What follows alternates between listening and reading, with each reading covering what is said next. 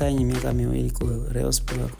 Kiukweli Rayon Sport ni timu kubwa na kila joueur anakuwa na objective ya mwenye anacheza pa Rwanda iko na objective ya kuchezea timu kubwa kama Rayon Sport.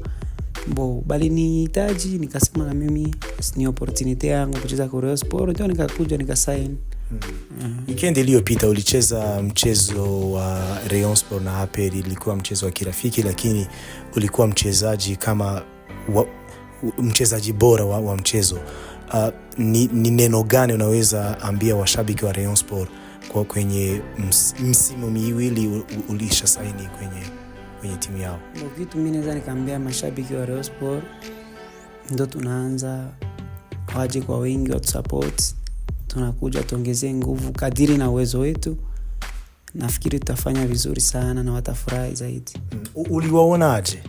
Kweli pressure ilikuwa juu, ni match kubwa, ilikuwa ni match ambao mashabiki walikuwa kwa wengi, lakini tumejitahidi na tukapambana kadiri na uwezo.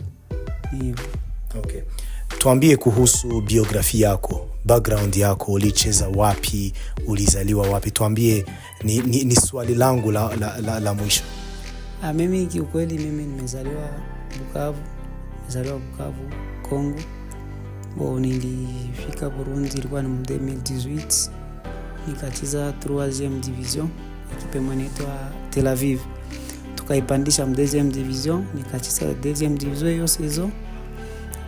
Saison prochaine nikatoka nikaenda Mlelier ya 2e division. Nikatoka pale nikafika nenda Burundi Sport Dynamique première division. Nikacheza hiyo saison, Merci nikatoka meilleure révélation de l'année.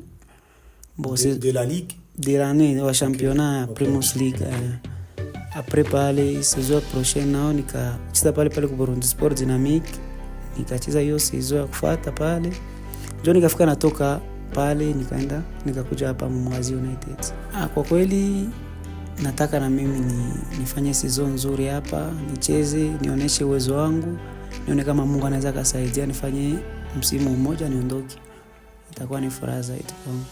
Asante.